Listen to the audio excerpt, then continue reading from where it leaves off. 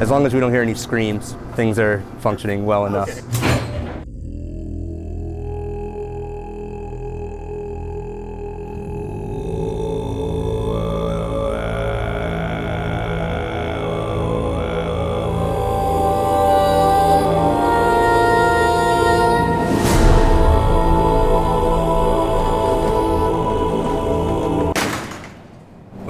Right, do you know where the headlamp is? The name of our farm is Mycopolitan, and we are in the geographic center of Philadelphia, underground. This basement was a heavy-duty machine shop. When we moved in here, there's grease everywhere and metal shavings everywhere and ball bearings were tripping on it. Slowly, the smell has evolved to more of a fungal dominant smell.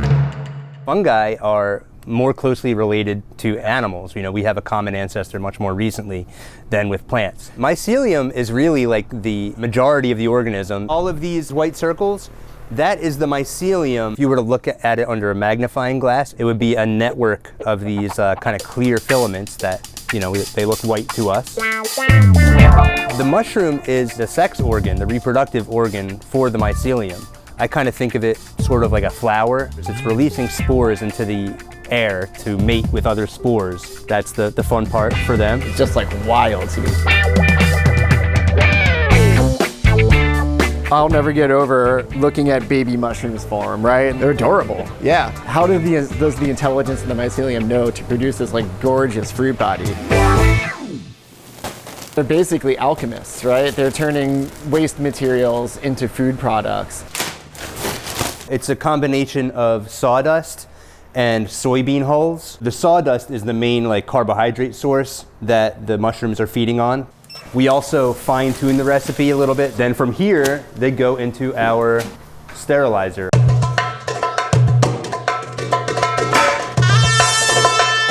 This is just a very hot room. It's a giant pressure cooker.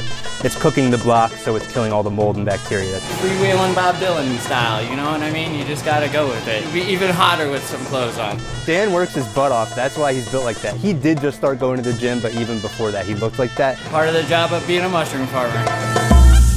Here we have lion's mane. This mushroom has what people refer to as like a crab-like texture. This one is piopino. They have a whole lot of flavor. They're very aromatic, almost like aged cheese. We call it comb tooth. Kind of resembles cauliflower from the outside. If people compare lion's mane to crab, this would be almost like lobster tail.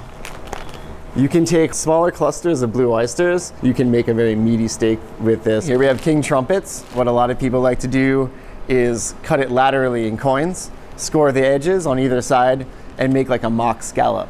This is golden enoki. We really like this one because it has like a crispy, crunchy texture and almost a fruity apricot-like flavor to it. This guy is the black pearl oyster. This one is kind of a new mushroom to the scene. We find that kind of meatiness with a little bit of tenderness is almost like calamari in texture.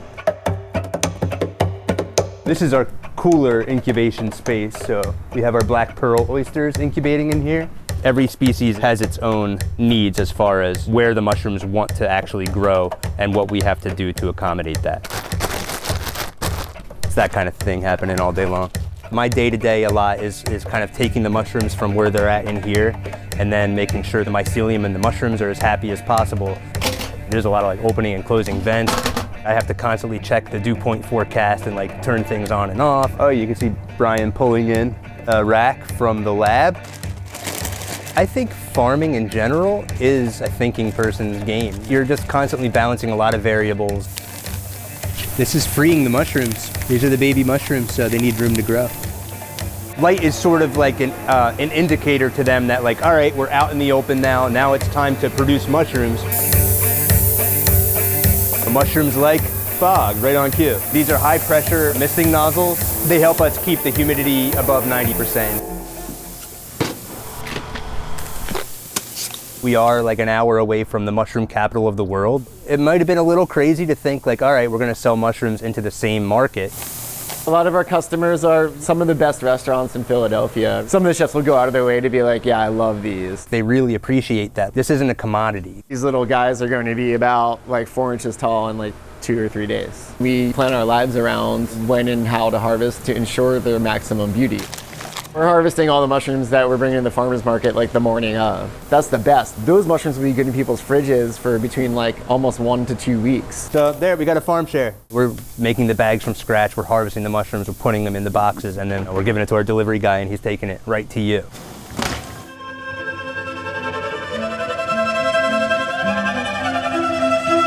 At some point, it's just about perfecting the craft. Mushrooms are inherently beautiful, but if you treat them perfectly, they're going to be able to express their most perfect form. I just feel like humans are designed to be interacting with nature on a really subtle level, and I get to do that every day. It's like always really rewarding when you get that perfect flush and there's like a whole rack just looking incredibly good. You're like, all right, great, we did it.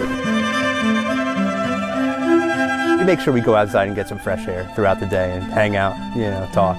But then it's just back to work, back to the basement, back to the dungeons, we call it, but we enjoy it down here.